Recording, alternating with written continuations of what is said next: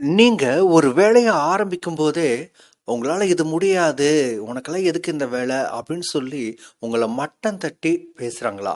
"உங்களால இது முடியாது." அப்படின்னு உங்க திறமைய குறை சொல்லி பேசுறாங்களா?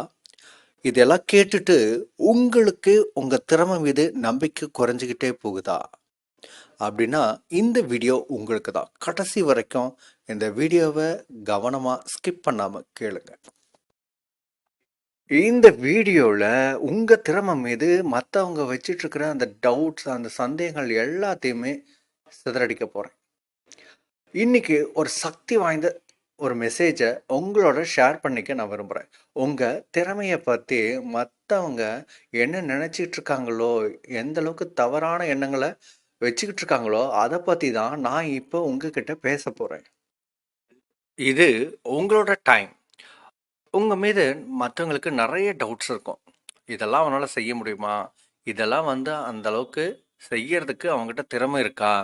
அப்படின்னு நெறைய எதிர்பார்ப்புகள் வச்சிருப்பாங்க. உங்களுக்குன்னு ஒரு லிமிட் கூட அவங்க வச்சிருப்பாங்க. இதெல்லாம் அவனால முடியாது. இத மட்டும் தான் அவனால செய்ய முடியும். அவன்கிட்ட அந்த அளவுக்கு தான் கெப்பாசிட்டி இருக்கு. அப்படின்னு நெறைய லிமிட்ஸ உங்க மேல அவங்க திணிச்சு வச்சிருப்பாங்க. ஸோ அது எல்லாத்தையுமே பிரேக் பண்ண வேண்டிய நேரம் இது. நான் உங்ககிட்ட ஒரு கொஸ்டினை கேட்குறேன். உங்களோட வேல்யூ என்ன அப்படின்னு எந்த விஷயம் டிசைட் பண்ணும்? மற்றவங்க உங்கள் மேலே வச்சிருக்கிற அந்த டவுட்ஸா, இல்லை நீங்கள் உங்கள் மேலே வச்சிருக்கிற அந்த கான்ஃபிடென்ஸா, இல்லை மற்றவங்க உங்களை ஜட்ஜ் பண்ணி வச்சுருப்பாங்களே, இவனா இப்படி தான், இவனோட கேரக்டர் தான் அப்படின்ற அந்த விஷயமா? எது உங்களோட வேல்யூவை டிசைட் பண்ணுது? இந்த கேள்விக்கான பதிலை கமெண்ட்டில் மறக்காமல் சொல்லுங்கள். நம்ம எல்லாருமே அடுத்தவங்க என்ன நினைக்கிறாங்களோ, நம்மளை பற்றி என்ன ஜட்ஜ் பண்ணி வச்சுருக்காங்களோ, முடிவு பண்ணி வச்சுருக்காங்களோ, அப்படி தான் நம்ம வாழ்க்கையை வாழ்ந்துக்கிட்டு இருக்கோம். அடுத்தவங்க சொல்கிறத கேட்டு சில சமயம் நம்மளோட திறமை மேலே நமக்கே சந்தேகம் வரும். நிறைய கொஷின்ல நம்ம யோசிப்போம். உண்மையிலேயே நம்மக்கிட்ட திறமை இல்லையா? நம்மக்கிட்ட எந்த ஸ்கில்லுமே இல்லையா? நம்மளால் இதை செய்ய முடியாதா? அப்படின்னு நிறைய டவுட்ஸ் நமக்கே வரும். ஒன்று மட்டும் ஞாபகத்தில் வச்சுக்கோங்க. நீங்கள் யாருன்னு தீர்மானிக்கிற அதிகாரம் உங்களுக்கு மட்டும்தான் இருக்குது, மற்றவங்களுக்கு கிடையாது. உங்களால் எதை சாதிக்க முடியும், எதை செய்ய முடியும், எதை செய்ய முடியாது அப்படின்னு சொல்கிற எல்லா அதிகாரமும் உங்களுக்கு மட்டும்தான் இருக்குது. உங்களோட திறமையை என்னன்னு சொல்கிறதுக்கு மற்றவங்க யார்?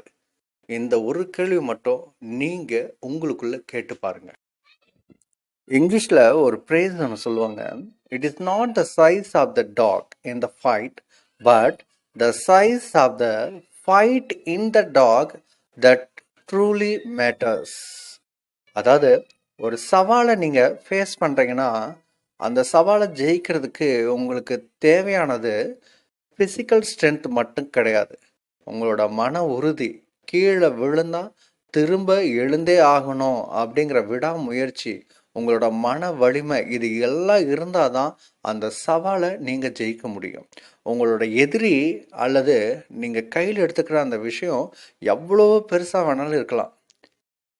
ஆனால் உங்ககிட்ட அந்த ஸ்ட்ராங் வில், கரேஜ், டிட்டர்மினேஷன், இது எல்லாமே இருந்தால் தான் உங்களால் வெற்றி பெற முடியும். இது எல்லாம் இருந்துச்சுன்னா நீங்கள் வெற்றி பெறதை யாராலையுமே தடுக்க முடியாது. வரலாற்றை கொஞ்சம் புரட்டி பாருங்க. அடுத்தவங்களோட கேலி கிண்டல், ஏளனங்கள் இதையெல்லாம் தாண்டி சாதிச்சவங்க ஏராளம். அடுத்தவங்க வந்து நீ இப்படி தான், உன் திறமை எவ்வளோதான் அப்படின்னு சொன்னது எல்லாம் மறுத்து என்னால் முடியும் அப்படின்னு நிரூபித்தவங்க ஏராளம். விமர்சனங்களை பாராட்டுகளாக மாற்றி ஜெயிச்சவங்களோட கதையை கொஞ்சம் படித்து பாருங்க. தாமஸ் ஆல்வா எடிசன் மின் விளக்கு, நம்ம லைட் பல்ப் இருக்கு இல்லைங்களா, அதை கண்டுபிடிக்கிறதுக்கு முன்னாடி ஏகப்பட்ட தோல்வியை சந்திச்சிருக்காரு. ஆனால் அவர் அதுக்காக என்ன சொன்னார் தெரியுங்களா? நான் தோல்வி அடையவில்லை, வேலை செய்யாத 10,000 வழிகளை தான் கண்டுபிடிச்சிருக்கேன் அப்படின்னு அவர் சொல்லியிருக்கார். யோசிச்சு பாருங்க. மற்றவங்களோட விமர்சனங்களை கேட்டுட்டு அவர் மட்டும் அவரோட முயற்சியை கைவிட்டிருந்தா நமக்கெல்லாம் இவ்வளோ கண்டுபிடிப்பு கிடைச்சிருக்குங்களா? மற்றவங்க அவரை கண்டு விமர்சனம் செஞ்சாலுமே அவருக்குன்னு அவரோட திறமை மீது ஒரு தனி நம்பிக்கை இருந்துச்சுங்க. அதுதான் அவரோட தன்னம்பிக்கை. யார் என்ன வேணாலும் சொல்லட்டும், என்னால் முடியும் அப்படிங்கிற அவரோட விடாமுயற்சி தான் அவரை அந்த எலக்ட்ரிக் பல்பையே கண்டுபிடிக்க உதவி செஞ்சுச்சு. மலாலா யூசுப்சாய் இந்த பாகிஸ்தானை சேர்ந்த ஒரு இளவயது பெண்ணோட கதையை நீங்க கேட்டிருக்கீங்களா? பல பிரச்சனைகள், பல மிரட்டல்கள் எல்லாத்தையுமே தாண்டி தன்னோட பகுதியைச் சேர்ந்த பெண்களுக்காக போராடினாங்க. என்ன விஷயத்துக்காக தெரியுங்களா? அவங்களோட கல்விக்காக.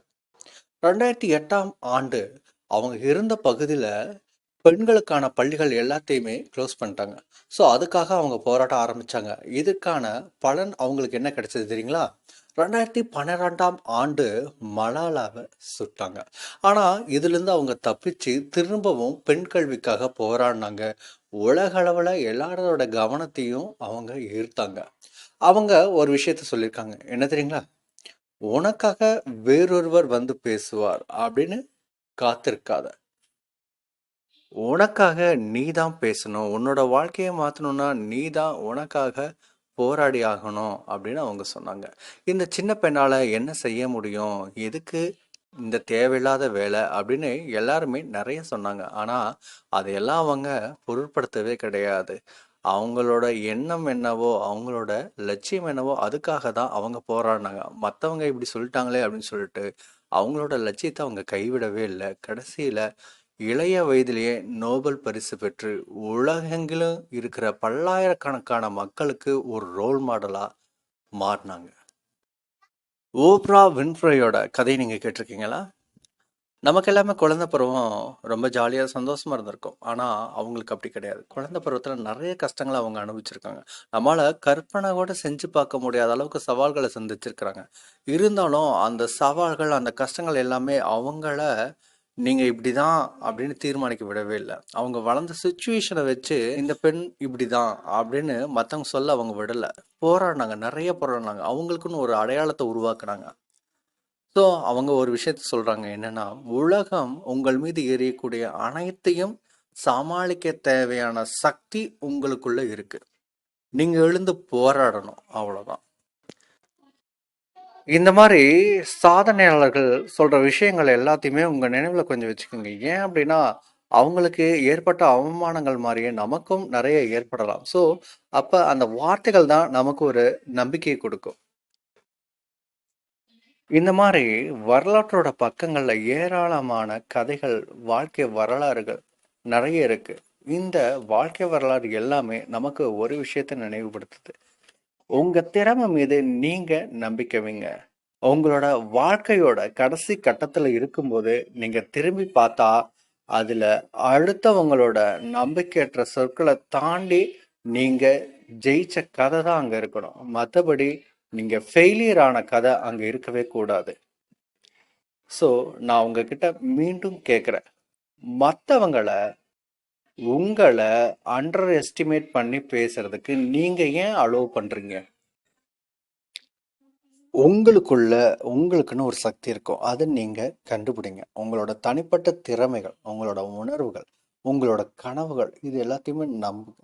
நீங்க யாருன்னு நிரூபிக்க நீங்க தேர்ந்தெடுக்கிற அந்த பாதை, நீங்க உருவாக்குற பாதையா தான் இருக்கணுமே ஒழிய, அடுத்தவங்க போற அதே பாதையில நீங்க பயணம் செய்யாதீங்க.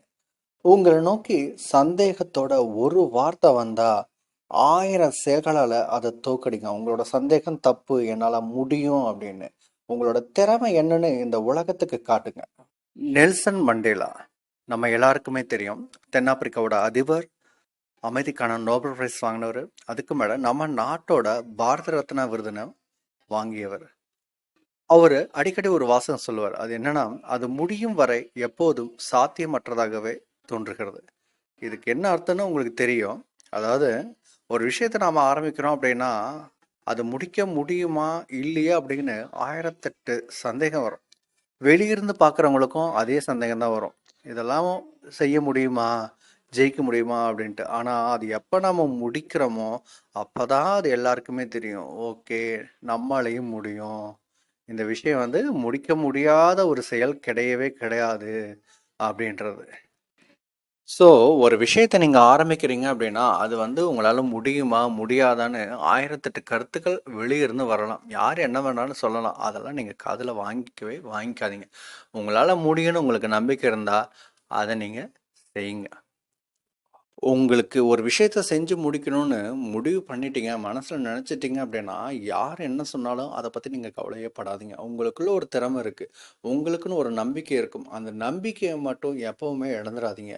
அந்த நம்பிக்கை ஒரு நெருப்பு மாரி பிரகாசமா எரிஞ்சுக்கிட்டே இருக்கணும். அத அணையாம பாத்துக்குங்க. அப்படி நீங்க அத அணையாம பாத்துக்கிட்டீங்கனாவே, உங்கள பத்தி யார் என்ன விமர்சனம் பண்ணாலும், அந்த நெருப்புல அந்த விமர்சனங்கள் தன்னாலேயே எரிஞ்சு சாம்பலாயிரும். இறுதியா நான் உங்ககிட்ட சொல்றது ஒரே ஒரு விஷயம் தான். உங்கள நீங்களே குறைச்சு மதிப்பிடாதீங்க. சவாலோ, சந்தேகமோ எது வந்தாலும் சரி, அத அப்படியே ஏத்துக்குங்க. ஏன்னா, அது எல்லாமே உங்களோட முன்னேற்றத்திற்கான படிகள் தான். உங்களுடைய கம்ஃபோர்ட் ஜோன்லேருந்து நீங்க வெளிய வாங்க. உங்களோட திறமைய நம்புங்க. உங்களோட திறமை என்ன அப்படிங்கிறத இந்த உலகத்துக்கு காட்டுங்க. ஓகே விவர்ஸ், இந்த வீடியோ உங்களுக்குள்ள ஒரு மாற்றத்தை உண்டாக்கியிருக்கோம் அப்படின்னு நான் நம்புகிறேன். உண்மையிலேயே அப்படி ஒரு மாற்றத்தை உண்டாக்கியிருந்தா உங்களை சுற்றி உங்களை சார்ந்து நிறைய பேர் தங்களோட திறமை மேலே நம்பிக்கை இல்லாமல் அடுத்தவங்க என்ன சொல்கிறாங்களோ அதை நம்பிக்கிட்டு இன்னமும் இருப்பாங்க. ஸோ அவங்களுக்கு இந்த வீடியோவை ரெக்கமெண்ட் பண்ணுங்கள், ஷேர் பண்ணுங்கள், லைக் பண்ணுங்கள். இந்த வீடியோவை மறக்காமல் இந்த சேனலை சப்ஸ்கிரைப் பண்ணுங்கள். இதே மாதிரி இன்னும் நிறைய மோட்டிவேஷனல் வீடியோ உங்களை வந்து சேரும். தேங்க்யூ.